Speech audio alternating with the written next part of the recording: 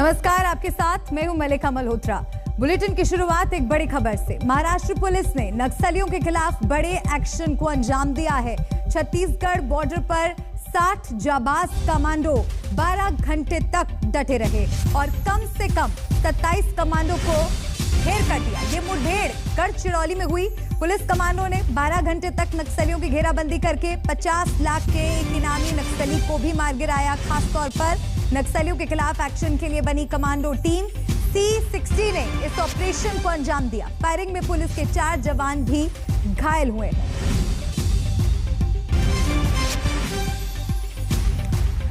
Operation C60 से जुड़ी कुछ और जानकारी आपको ग्राफिक्स के जरिए बताते हैं। एक बड़ा ऑपरेशन यहां पर मुंबई से लेकर गढ़चिरौली यही हुआ है एनकाउंटर। 920 किलोमीटर का ये पूरा रास्ता है और इससे जुड़ी और जानकारी आपको देते हैं। 12 घंटे तक एनकाउंटर चला, 27 नक्सलियों को ढेर किया गया, 60 कमांडो इस पूरे ऑपरेशन में शामिल हैं।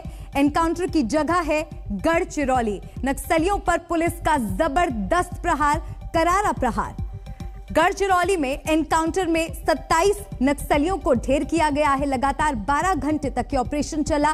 छत्तीसगढ़ सीमा पर जबरदस्त एनकाउंटर ये हुआ है, जिससे जुड़ी अपडेट आपको दे रहे हैं। C60 कमांडो ने ढेर किए 27 नक्सली। 60 जाबाज कमांडोज ने इस ऑपरेशन को अंजाम दिया है। एक नक्सली पर था 50 लाख का इनाम। 23 अप्रैल 2018 40 नक्सलियों को ढेर किया गया। 13 नवंबर 2021 27 नक्सलियों को ढेर किया गया। तो ये लगातार ऑपरेशन जारी है। नक्सलियों पर पुलिस का करारा प्रहार, इससे जुड़ी एक रिपोर्ट।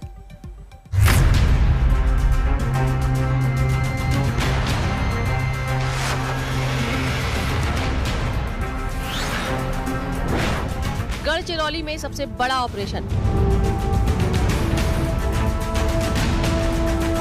27 नक्सलियों का सफाया।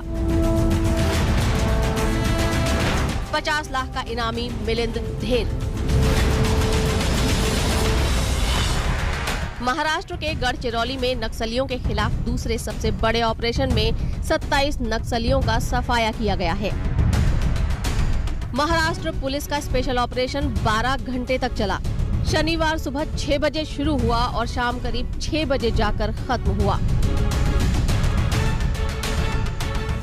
मुंबई से 920 किलोमीटर दूर छत्तीसगढ़ सीमा से सटे गढ़चिरौली के जंगलों में हुए इस एनकाउंटर में 50 लाख का इनामी नक्सली मिलिंद तेलतुंबड़े भी मारा गया।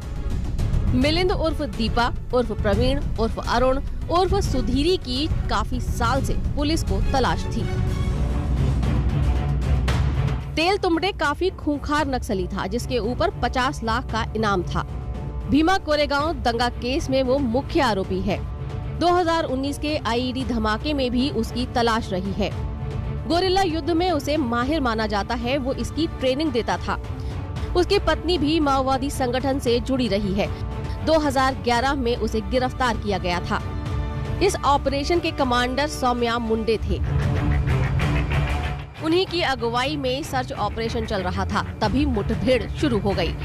सौम्या मुंडे एडिशनल SP हैं। वो IIT पास आउट हैं। बाद में IPS बने। इस बड़े नक्सली ऑपरेशन में पुलिस कमांडो के 4 जवान भी जख्मी हो गए, जिनमें रविंद्र नेताम, सर्वेश्वर अतराम, मेहरू कुदमेठे और टीकाराम कटांगे शामिल हैं। सभी को एयरलिफ्ट कर नागपुर के orange city hospital and research institute के क्रिटिकल केयर कॉम्प्लेक्स में भर्ती करवाया गया है। महाराष्ट्र पुलिस लगातार कोशिश करती रही है कि महाराष्ट्र से नक्सल मूवमेंट पूरी तरह से खत्म हो। लगातार हमले भी हमारे पुलिस बल पे होते रहे, कई जवान शहीद भी होते रहे, लेकिन जिस तरह का ऑपरेशन आज हुआ है उसमें बड़ी सफलता पुलिस बल को मिली है। हम सभी पुलिस वालों को बधाई देने का काम करते हैं। नक्सल मूवमेंट खत्म हो, इसके लिए सिर्फ ये नहीं कि कार्रवाई हो, प्रयास ये भी किया जाता है कि लोग सरेंडर हो जाएं, विकास हो। जिस तरह से हालात हैं बदलने का पूरा प्रयास महाराष्ट्र की सरकार कर रही है।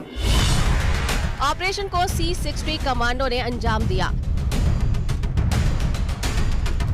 इस स्पेशल यूनिट में 60 जांबाज कमांडो हैं, जो नक्सली ऑपरेशन के लिए ही तैयार किए गए हैं। 1 दिसंबर 1990 को इसका गठन किया गया था। उस वक्त गढ़चिरौली में एसपी रहे केसी रघुवंशी ने ये स्पेशल कमांडो यूनिट बनाई थी। मारे गए सभी नक्सलियों के शव को कोटकुल पुलिस सेंटर में रखा गया है। अभी सभी शवों की पहचान नहीं हो पाई है। इसके लिए आत्मसमर्पण कर चुके नक्सलियों की मदद ली जा रही है। ये गढ़चिरौली में दूसरा सबसे बड़ा ऑपरेशन है। इससे पहले 23 अप्रैल 2018 को पुलिस ने 2 अलग अलग मुठभेड़ में 40 नक्सलियों को मार गिराया था। गढ़चिरौली से वेंकटेश दोडम्बार के साथ आज तक ब्यूरो। और इस खबर पर ज्यादा जानकारी के लिए बात करेंगे मेरे सहयोगी पंकज खेलकर से, पुणे से मेरे साथ जुड़ रहे हैं। पंकज, एक बड़ा ऑपरेशन इसे माना जा रहा है, ताजा अपडेट क्या है इस पूरे ऑपरेशन से जुड़ा?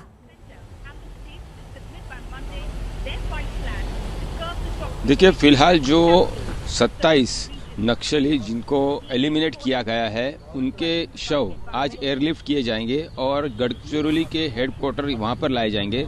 साथ ही में जो जख्मी है उनका इलाज, जो कमांडोज हमारे जो C60 के पुलिस कमांडोज है, वो जो जख्मी हुए हैं, जो जवान जख्मी हुए हैं, उनका इलाज चल रहा है। लेकिन सबसे बड़ी बात है कि जो बताई जा रही है कि मिलिंद तेलतुंबड़े, जो कि ड्रेडेड नक्सल है, जिसकी ऊपर 50 लाख रुपए का इनाम था, वो मारा गया है। और उसकी पुष्टि जो नक्सल्स अभी तक सरेंडर किए हुए थे, उन्होंने उसके शव की पुष्टि की है। इसके साथ ही साथ ये भी कहा जा रहा है कि AK-47 ऐसे 5 AK-47 वहाँ से बरामद किए गए हैं। बड़े पैमाने पर बारूद और बाकी के एम्यूनिशंस और आर्म्स भी वहां से बरामद किए गए हैं। लेकिन मिलिंद तेलतुंबड़े, ये इसका मारा जाना, ये सबसे बड़ा अचीवमेंट है, ये कहा जा रहा है। और उसकी पुष्टि करने के लिए उसके जो करीबी रिश्तेदार है, उनका DNA टेस्ट किया जा रहा है। और वो एक बार DNA टेस्ट मैच होने के बाद 100% ये कंफर्म हो जाएगा कि मिलिंद तेलतुंबड़े ही मारा गया है, जो कि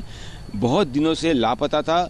और ये यलगार परिषद के बाद, मीन्स यलगार परिषद जो हुई थी, उसके बाद जो पुणे के पास भीमा कोरे गांव में जो दंगल हुई थी, उसका मास्टरमाइंड है, ये कहा जा रहा था। यलगार परिषद मामला जो फराज खाना पुलिस स्टेशन में दर्ज है, उसके अंदर का ये एक प्रमुख आरोपी है। और उसने 1 जनवरी के दिन जब ये दंगल हुई थी, उसके बाद 2 जनवरी को ही रोना विल्सन को एक खत लिखा था। वो भी खत जो चार्जशीट फाइल की गई है NIA ने, उसके पहले पुणे पुलिस ने, उसमें भी इस खत का जिक्र है। तो एक बहुत बड़ा अचीवमेंट है C60 के लिए, महाराष्ट्र के लिए, कि इतना बड़ा जो ड्रेडेड नक्सल है उसका खात्मा होना। साथ ही साथ बड़ी कामयाबी। पंकज, शुक्रिया आपका तमाम जानकारी।